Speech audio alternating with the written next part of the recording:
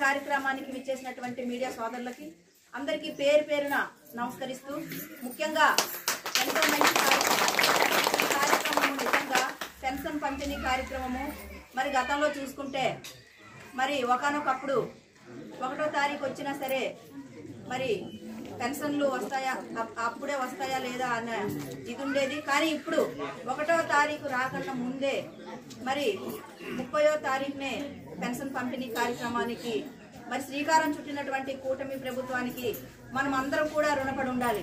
ముఖ్యంగా ఈరోజు చూసుకుంటే మరి అక్కడ సీఎం గారు అయితేనేమి, పవన్ కళ్యాణ్ డిప్యూటీ సీఎం అయితేనేమి, అలాగే నరేంద్ర మోదీ గారు అయితేనేమి, మనం బడుగు బలహీన వర్గాలకు అందరికి కూడా ఒక అండగా ఉండడానికి శ్రీకారం చుట్టడం జరుగుతుంది. కాబట్టి ఏదైతే 6 గ్యారంటీల్లో భాగంగా మీకు 1000 రూపాయలు అదనంగా ఇస్తామని చెప్పి 1000 రూపాయలు అదనంగా ఇవ్వడం జరిగింది. గతంలో చూసుకుంటే 250 ఇస్తే మేము ఇచ్చిన మాట ప్రకారమే మరి 1000 రూపాయలు ఇవ్వడం జరిగింది. కాబట్టి మరి 4000 రూపాయలు ఇప్పుడు మీకు ఇవ్వడం జరిగింది.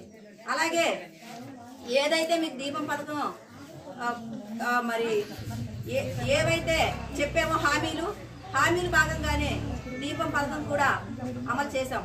కాబట్టి ఇలాంటివన్నీ కూడా మంచి మంచి కార్యక్రమాలన్నీ మన బడుగు బలహీన వర్గాల కోసం కూటమి ప్రభుత్వం ముందుకు పోతుంది.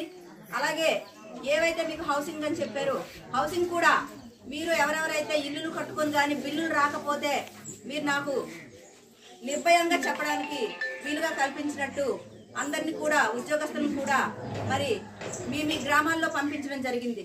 ఎవరైతే హౌసింగ్ డిపార్ట్మెంట్ ఉన్నారో వారిని కూడా మరి డోర్ టు డోర్ సర్వే చేసి ఎవరెవరికి బిల్లు కాలేదో ఆ బిల్లు కూడా పూర్తి స్థాయిగా చేయాలని చెప్పడం జరిగింది.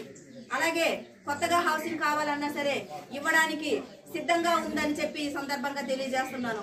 మరి ఇప్పుడే ఆమె అడిగారు, ఈ గారిని నేను చెప్పడం జరుగుతుంది.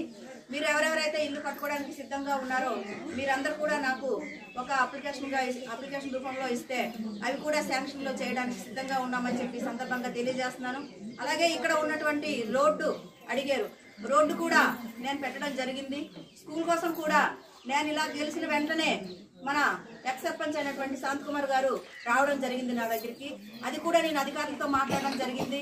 చిన్నపిల్లలు ఇలా వెళ్తున్నారు, ప్రభుత్వం ఎక్కడెక్కడైతే స్కూళ్ళు అంటే వేరే దగ్గరికి చేరవేయడం జరిగింది. అలా కాకుండా మళ్ళీ వాళ్ళని ముందు చదివే విధంగా చేయాలని చెప్పేసి మేము మా గవర్నమెంట్తో మా ప్రభుత్వంతో మాట్లాడడం జరిగింది.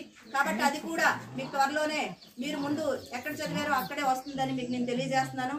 అలాగే ఏవైతే సమస్యలు ఉన్నా సరే ఆ సమస్యలు మీరు వెంటనే ఎప్పుడైనా సరే నా దగ్గరికి మీరు వచ్చి చెప్పడానికి వీలు కలిగినట్లుగా నేను ఏ టైం అయినా మీరు రావచ్చని చెప్పాను. కాబట్టి ఏ సమస్య ఉన్నా సరే మరి మీరు నాకు తెలియజేయవచ్చు.